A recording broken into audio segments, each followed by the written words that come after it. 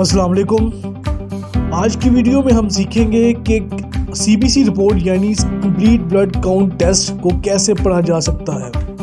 अक्सर लोग अपनी लैब रिपोर्ट देखकर हम परेशान हो जाते हैं कि ये न सब नंबर्स और शॉर्ट फॉर्म्स क्या मतलब रखते हैं। तो आज मैं आपको आसान ज़बान में सिखाऊंगा कि सीबीसी रिपोर्ट को के हर हिस्से को कैसे पढ़ा जा सकता है और इसके मतलब क्या होते हैं और कौन सी वैल्यू नॉर्मल होती है और कब खतरे की निशानी हो सकती है। जो पहला हमारे पास हिस्सा आता है सीबीसी में वो हीमोग्लोबिन का आता है। हीमोग्लोबिन जो है इसका काम क्या है? हीमोग्लोबिन बेसिकली ऑक्सीजन को कैरी करती है लंग से टिश्यूज़ की तरफ और कार्बन डाइऑक्साइड को टिश्यूज़ में से लंग की तरफ लेके आती है। अगर नॉर्मल रेंज की बात करें हीमोग्लोबिन की तो वो आती है हमारे पास फीमेल्स में 11.5 से लेके 16 ग्राम पर डेसीलीटर और मेल्स के अंदर जो है उसकी जो वैल्यू है नॉर्मल वो 11.5 से लेके 16 ग्राम पर डेसीलीटर होती है। अगर हीमोग्लोबिन लेवल कम हो नॉर्मल से मीन्स जो रेंज हमारे पास मौजूद है इससे अगर कम है तो इसका मतलब है कि जो पेशेंट होगा उसको अनीमिया होगा। जबकि अगर वो हीमोग्लोबिन लेवल जो है वो नॉर्मल से ज़्यादा आ रहा है इसका मतलब है कि जो पेशेंट है उसे पॉलीसाइथीमिया का इशू है का मसला हो सकता है। ये हम देखते हैं कि हमारे पास जो है आगे आरबीसीज की बात करते हैं कि आरबीसीज जिसे हम रेड ब्लड सेल्स कहते हैं, उसके अलावा इनको हम एरिथ्रोसाइट्स भी कहते हैं। ये क्या होते हैं? ये हमारे पास कुछ सेल्स हैं जिसको हम सुरख हुलिये भी कहते हैं आरबीसीज को। आरबीसीज जो है इनको इसके अंदर प्रोटीन होती है जिसको हम हीमोग्लोबिन, जो पीछे भी मैंने बताया आपको कि हीमोग्लोबिन क्या करती है, वो कैरी करती है ऑक्सीजन को from the lungs to the tissues. ये जो आरबीसीज होते हैं इनके अंदर ही मौजूद होंगी हीमोग्लोबिन। और हीमोग्लोबिन अगर तो पेशेंट के अंदर जो आरबीसीज का लेवल है वो कम होगा या ज़्यादा होगा तो उससे कोई डिजीज़ हो सकती है। अब मेल्स में देखते हैं कि जो मेल्स हैं उसके अंदर जो नॉर्मल रेंज है आरबीसीज की वो 4.5 से लेके 6 मिलियन सेल्स पर माइक्रोलीटर्स। मिलियन में 10 लाख होते हैं, इसका मतलब है कि साढ़े 45 लाख से लेके 60 लाख सेल एक माइक्रोलीटर जो ब्लड होगा उसके अंदर मौजूद होने चाहिए आरबीसीज। जबकि फीमेल्स में 4.2 से लेके 5.5 मिलियन सेल्स पर माइक्रोलीटर जो है ये नॉर्मल रेंज फीमेल्स में आती है। अगर तो आप किसी पेशेंट के अंदर आरबीसीज का काउंट जो है वो नॉर्मल से ले कम है तो इसका मतलब है कि जो पेशेंट है उसको एरिथ्रोसाइटोपिनिया है।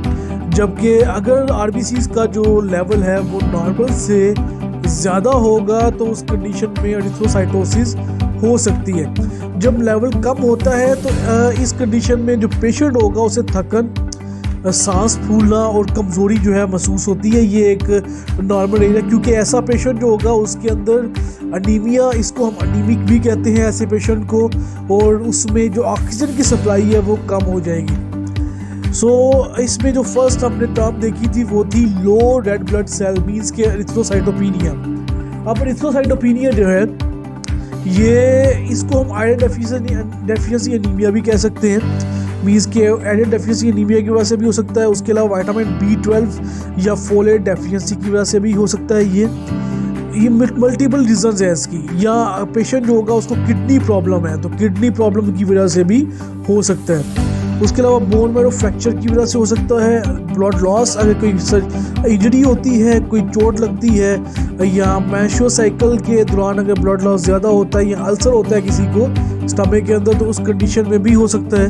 हीमोलाइसिस मीन्स कि अगर आपके आरबीसीज डिस्ट्रॉय हो रहे हैं, डिस्ट्रक्शन हो रही है उसकी, तो उस कंडीशन में भी रेड ब्लड सेल की कमी हो सकती है। उसके अलावा कोई इन्फेक्शन या ऑटोइम्यून डिजीज़ जो है वो भी काज कर सकती है लो ब्लड प्रेशर को, लो रेड सेल्स को।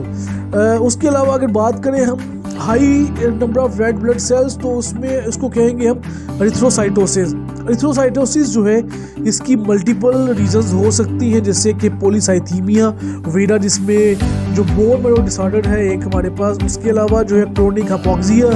अगर आपको हाइपोक्सिया है, आपकी बॉडी के अंदर ऑक्सीजन का लेवल कम हो जाता है किसी वजह से, लाइक स्मोकिंग की वजह से या COPD की वजह से, या आप बहुत ही ज़्यादा ऊंचाई पे जाते हैं तो वहाँ पे भी ऑक्सीजन लेवल कम होता है, तो उस कंडीशन में भी RBCs का लेवल जो है वो हाई हो सकता है। उसके अलावा अगर आपकी बॉडी में किडनी ट्यूमर बनता है, जो आपको पता है कि जो किडनी है वो एरिथ्रोपोइटिन बनाती है, और एरिथ्रोपोइटिन जो होती है वो आगे से RBCs की फॉर्मेशन में इन्वॉल्व होती है।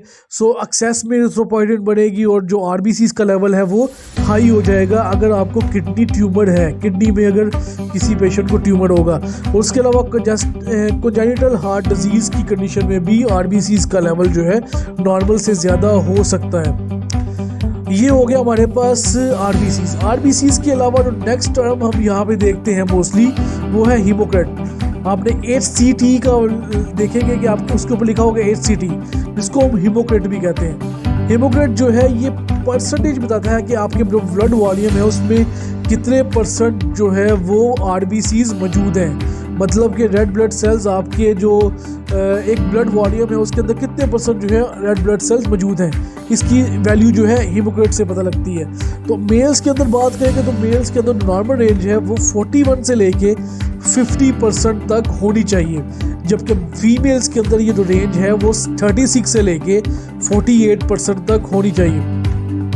तो ये अगर नॉर्मल रेंज है, अगर इससे ज़्यादा होती है या कम होती है तो ये मसला हो सकता है। आगे चलते हैं। अगर तो आपकी जो हीमोक्रेट लेवल है वो लो आता है, मतलब कि अगर वो नॉर्मल लेवल से कम आ रहा है, तो उस कंडीशन में हम कह सकते हैं जो पर्सन है उसको या तो सिकल सेल एनीमिया हो सकता है, या उसको आयरन, फोलेट या विटामिन B12 डेफिशिएंसी हो सकती है, या उस कंडीशन में पेशेंट जो होगा उसको बोन मैरो डिसऑर्डर भी हो सकता है। और अगर पेशेंट जो है उसका जो हीमोक्रेट लेवल है वो नॉर्मल से हाई होता है तो ये कंडीशन जैसे कि डिहाइड्रेशन, पॉलीसाइथीमिया, लंग डिजीज़ और हार्ट डिजीज़ की कंडीशन में हीमोक्रेट लेवल जो है नॉर्मल से ज़्यादा आता है। इसके बाद नेक्स्ट हमारे पास आती है वो है मीन कॉर्पस्कुलर वॉल्यूम MCV जो है, MCV किस चीज़ को शो करता है? बेसिकली MCV जो है आपके जो रेड ब्लड सेल्स हैं उनके एवरेज साइज का बताता है कि जो आपकी बॉडी के अंदर, आपके ब्लड के अंदर जो RBCs हैं और रेड ब्लड सेल्स हैं उनका एवरेज साइज क्या है ये बताएगा। तो अगर नॉर्मली देखा जाए तो हमारे पास जो नॉर्मल रेंज आती है RBCs की, जो नॉर्मल साइज आता है वो 75 से लेके 95 फीटोलीटर होना चाहिए नॉर्मल रेंज में। लेकिन अगर तो इससे कम आएगा रेंज, उसमें साइज अगर कम आता है तो इसमें हम कहते हैं कि RBCs जो है वो माइक्रोसाइटोसिस आपको हो चुका है, या माइक्रोसाइटिक जो है वो RBCs हैं उनका साइज नॉर्मल रेंज से कम आ गया है।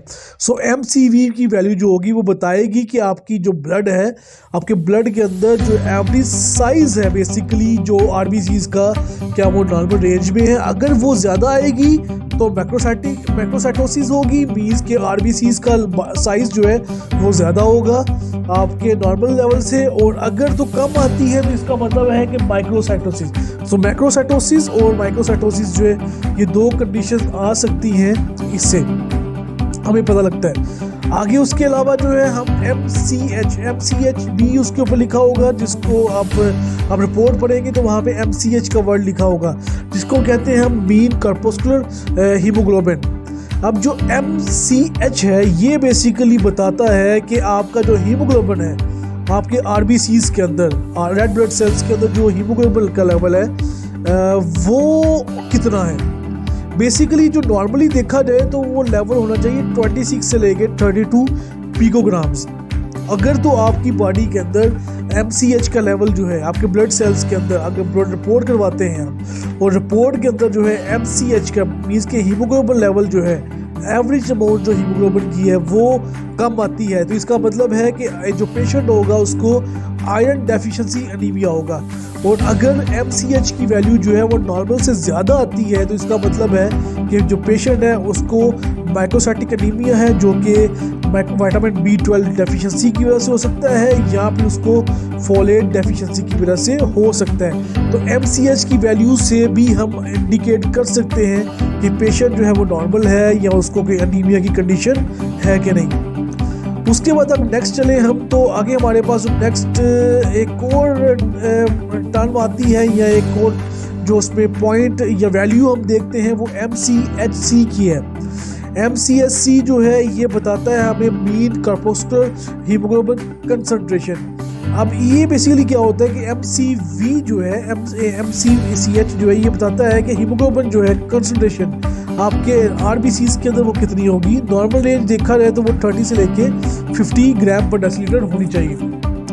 अब नेक्स्ट चलते हैं हम लोग, और नेक्स्ट हमारे पास जो सेल्स हैं जो हम देखते हैं वो है प्लेटलेट्स। प्लेटलेट्स जो है इनकी नॉर्मल वैल्यू भी होना बहुत ज़्यादा ज़रूरी है। प्लेटलेट्स करते क्या हैं? प्लेटलेट आपकी बॉडी के अंदर खून जमने में मदद करते हैं, मतलब कि आपकी ब्लड क्लॉटिंग में जो ब्लड क्लॉट होता है बनता है उसमें ये प्लेटलेट जो है वो हेल्प करते हैं। अगर नॉर्मल वैल्यू की बात की जाए तो नॉर्मली जो प्लेटलेट का अमाउंट है आपकी ब्लड के अंदर वो होना चाहिए 150 1.5 लाख से लेके 150 मतलब 1.5 लाख से लेके 4.5 लाख तक जो है पर माइक्रोलीटर ये होनी चाहिए। 1,50,000 से लेके 4,50,000 तक जो है ये इसकी नॉर्मल रेंज है इन माइक्रोलीटर्स। तो ये दिस इज नॉर्मल रेंज। अगर तो प्लेटलेट का काउंट जो है 1,50,000 से कम आ रहा है, इसका मतलब है कि जो पेशेंट होगा उसको थ्रोम्बोसाइटोपिनिया होगा, थ्रोम्बोसाइटोपिनिया।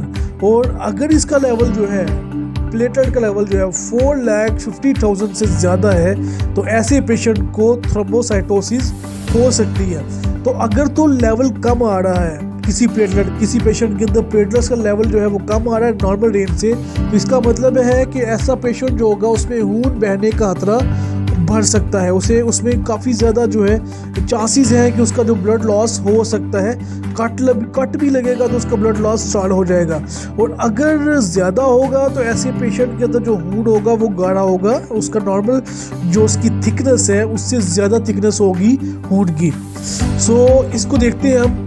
अब थ्रोम्बोसाइटोपिनिया की बात करेंगे तो थ्रोम्बोसाइटोपिनिया जो है उसमें लो कब आता है, मीन्स के जो लो प्लेटलेट काउंट जो है वो किस टाइम पे ज़्यादा आता है। तो इसमें हमारे पास अगर तो पेशेंट को कोई वायरल इन्फेक्शन है जैसे डेंगू, HIV, और उसके अलावा जो है हमारे पास हेपेटाइटिस है किसी को, या अगर पेशेंट जो है उसको बोन मैरो डिसऑर्डर है जैसे ल्यूकोपीनिया, एप्लास्टिक एनीमिया है किसी पेशेंट को, या किसी पेशेंट को ऑटोइम्यून डिजीज़ है जैसे कि IPT, इम्यून थ्रोम्बोसाइटोपिनिया।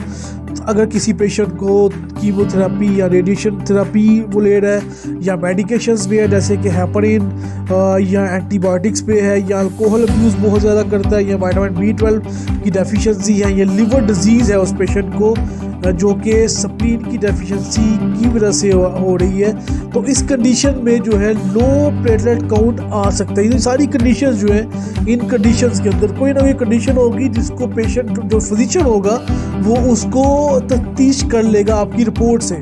सो इससे पता लग सकता है कि पेशेंट जो होगा क्या उसको बीमारी हो सकती है अगर प्लेटलेट काउंट कम है। अगर ज़्यादा हो रहा है तो इसका मतलब है कि दो चीज़ें हो सकती हैं, या तो उसको प्राइमरी थ्रोम्बोसाइटोसिस है, और ये जो काज होता है इसका बेसिकली वो होता है बोन मैरो डिसऑर्डर की वजह से। मीन्स के जो आपका बोन मैरो है वो अगर उसमें कोई डिसऑर्डर प्रोड्यूस हो रहा है तो इस कंडीशन में हो सकता है, या फिर जो है ये अगर बॉडी में जो ब्लड क्लॉट है या ब्लीडिंग जो है उसकी रिस्क ज़्यादा है तो उस कंडीशन में भी प्लेटलेट काउंट जो है वो ज़्यादा हो सकता है।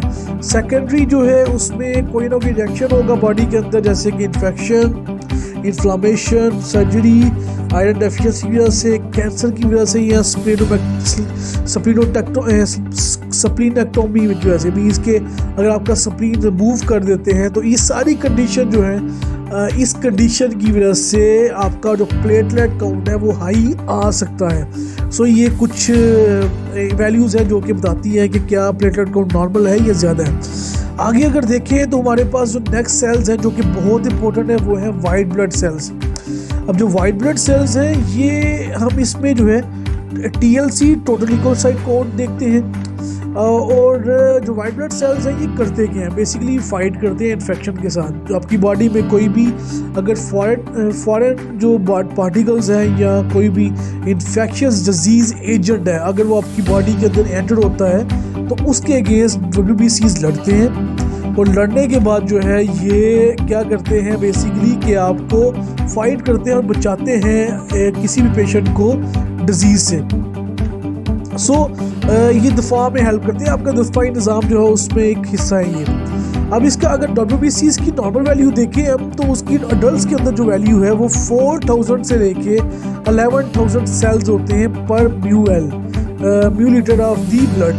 म्यू लीटर जो माइक्रोलीटर ब्लड है उसके अंदर 4000 से लेके 11,000 सेल्स होने चाहिए अडल्ट के अंदर। जबकि बच्चों के अंदर देखा जाए जो कि 2 से लेके 6 साल के बच्चे होते हैं उनके अंदर जो है इसका जो लेवल होता है वो 5000 से लेके 19,000। इनमें लेवल थोड़ा सा ज़्यादा होता है क्योंकि इनमें इन्फेक्शन होने के चांसेस ज़्यादा होते हैं। बच्चों में तो WBCs थोड़ी ज़्यादा होते हैं, ये फाइट कर रहे होते हैं इन्फेक्शस एजेंट्स के साथ। तो ये जो वैल्यू है ये 5000 से लेके 19,000 तक जो है वो हो सकती है एक माइक्रोलीटर ऑफ ब्लड के अंदर WBCs की।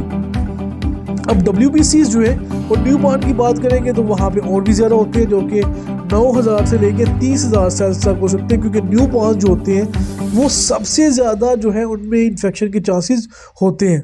तो वो लड़ने में हेल्प करते हैं और वो आपके दफाई निज़ाम को मजबूत करने के लिए WBCs का काउंट भी ज़्यादा होता है।